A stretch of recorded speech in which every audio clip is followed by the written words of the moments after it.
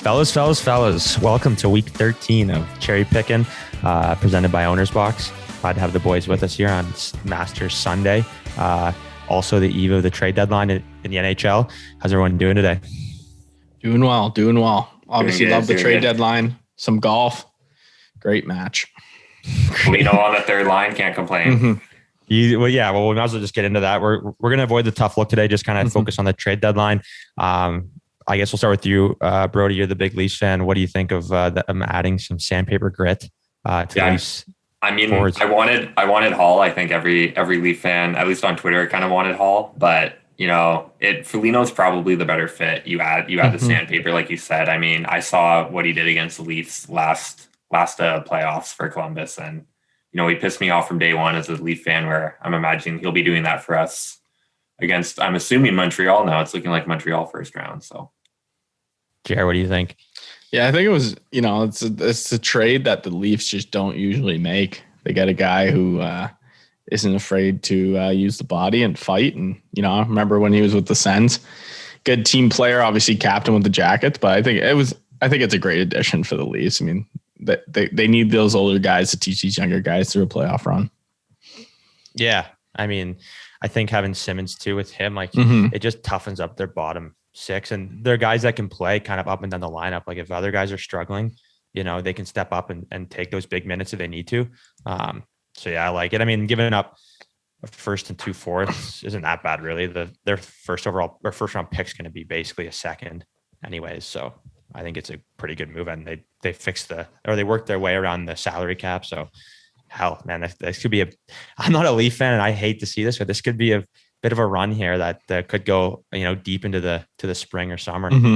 Might be the year, boys. Might be the year. Unreal. Well, we'll get into last week here. Again, we're killing it.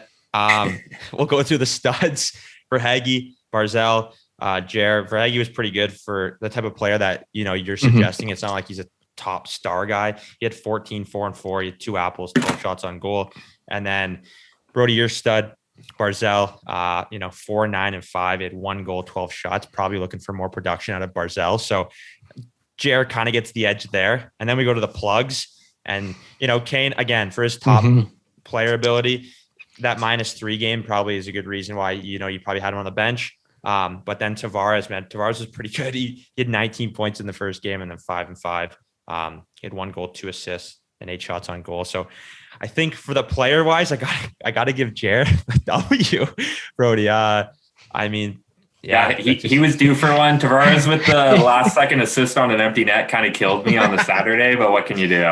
That does hurt. Hurt. Hey, but it counts. But they don't ask how many, or they don't ask how. They just ask how many. Exactly. So, and then we get into the goalies. Jared kind of struggled. He obviously thought Ottinger was going to get more starts than he did. He only got 1 out of the whole week, so picked up 9 points with a loss. That's not great.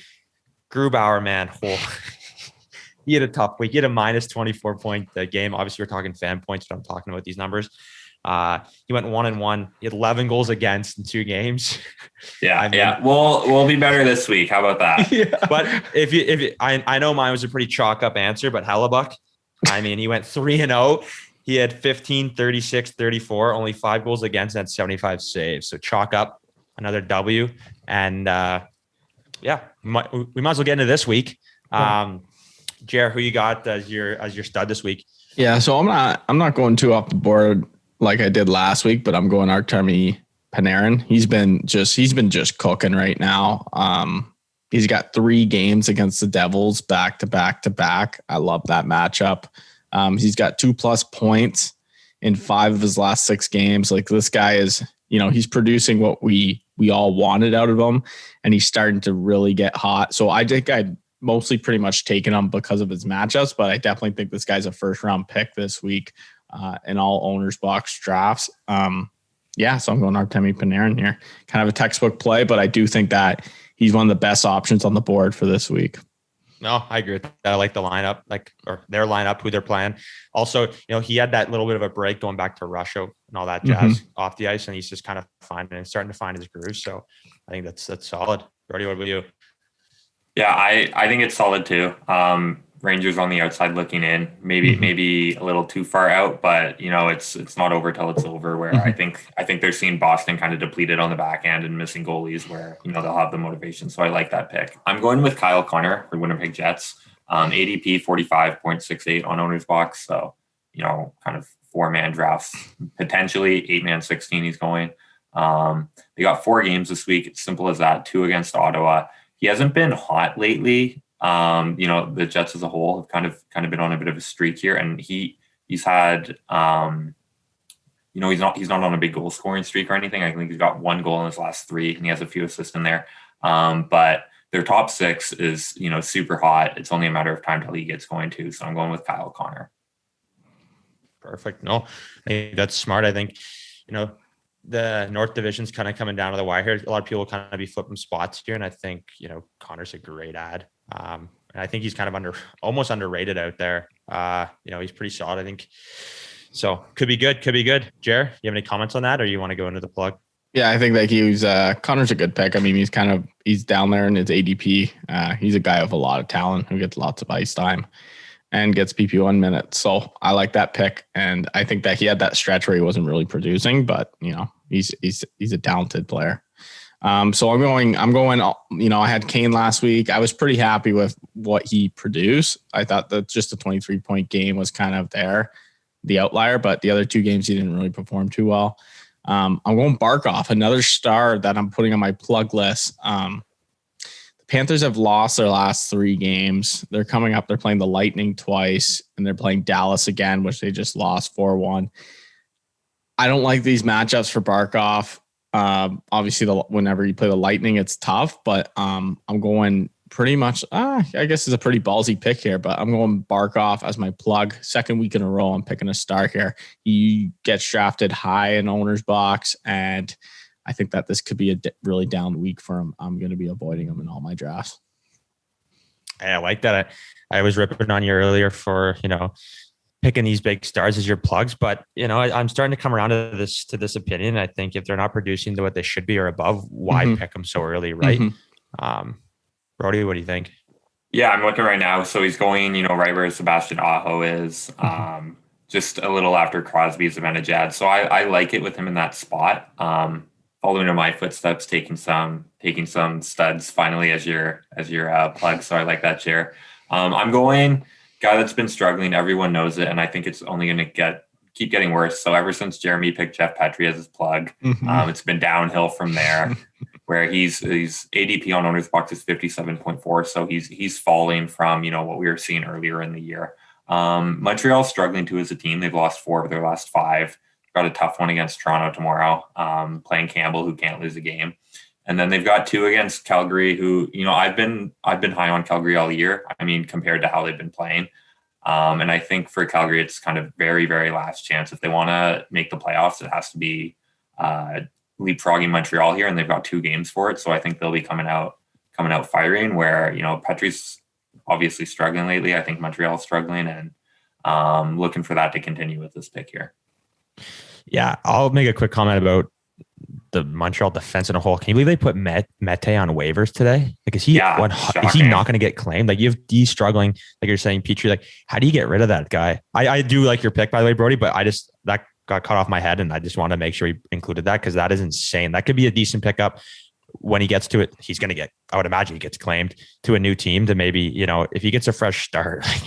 I agree. If he goes to a team that, if they're going to give him opportunity and give him power play time and kind of ride him for the rest of the year, I think he's a pickup as you're kind of going into your playoff matches on season long for sure. Yeah, and his cap's under $1 million. So like any team that is somewhat, cap issues can pick him up. He's going to be for nothing. I don't know. I think I'd be stunned if he doesn't get picked up, but I don't know. Jared, if you want to make a comment on that, or the Petrie pick, I like that. I think the regression that we were, expecting is coming. Everyone's kind of like, when's it going to regress? Obviously, Petrie's not really a name that comes to mind when you think of elite defenseman, point producing defenseman in the NHL. So I do think it's time where, we might see a downfall, especially with the Canadian stretch here where they haven't been looking too good. Yeah, no, I agree. Awesome. All right, let's go into the goalies quick then. Brody, we'll start with you. Who's your goalie this week, and are you going to sit him or start him? Taking some of the top guys isn't working for me, so I'm gonna go back to trying to get these waiver wire guys. So I'm going with Jeremy Swayman on Boston Bruins. It's all dependent on how Tuukka Rask is doing. Mm-hmm. So Halak's out with COVID. Rask was supposedly play tonight on Sunday earlier in the week, and they've moved that to Tuesday or Thursday, where it's upper body injury. You don't really know fully what's going on. That might keep getting extended. Swayman went 2-1 this past week, kind of as that third string getting his chance.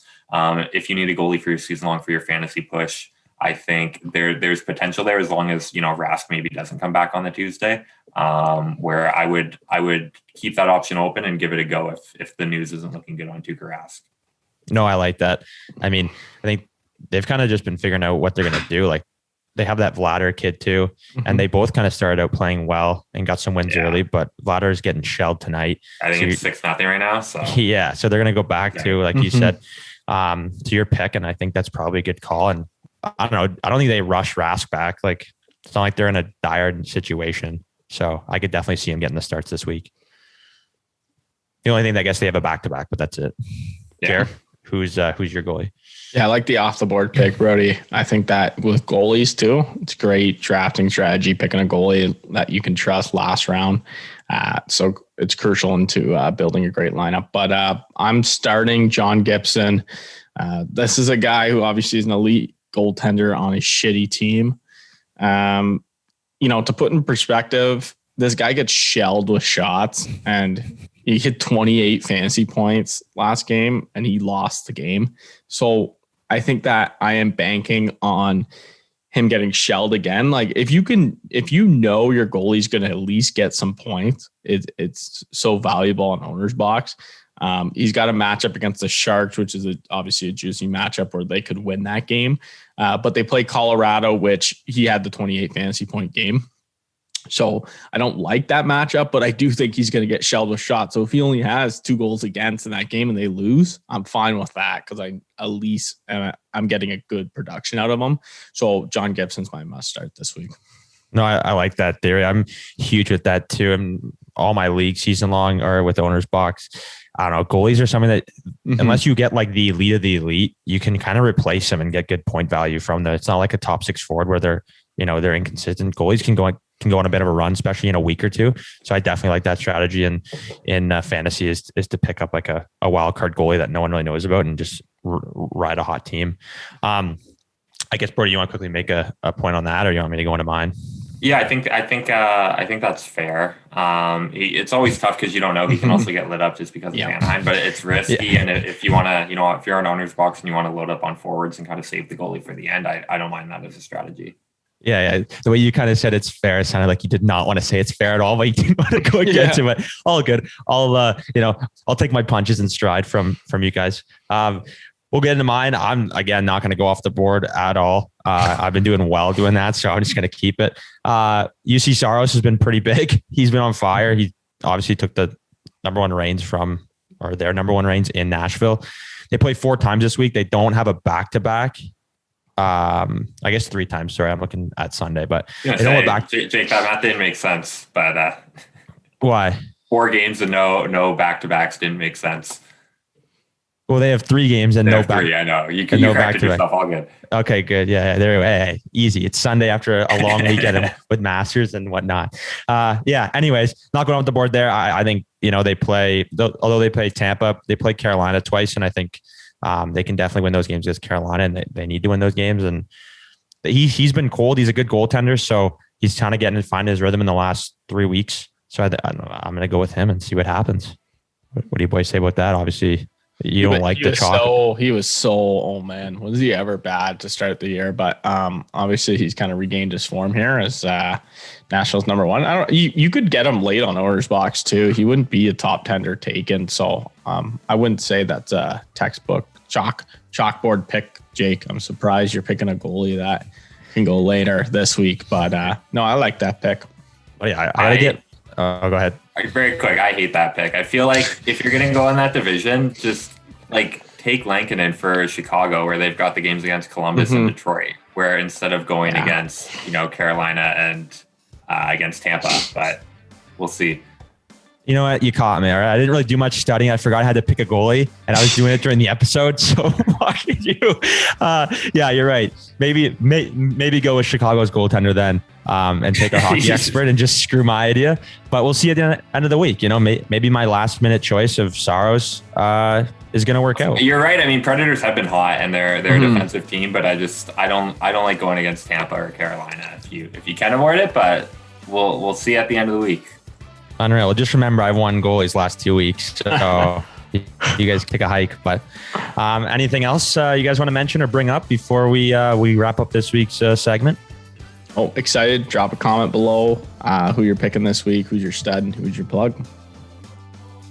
Beauty. Make sure you pick Saros, everyone. Yeah, we'll go from there, right, fellas? Well, we might do some with the trade deadline coming up. Obviously, it's tomorrow. Maybe do something online if you guys want to. I know it comes out at noon, and I think the deadline's like 3, so something in there. But we'll do something, and we'll go from there. But anyways, have a good week, and we'll talk soon, fellas.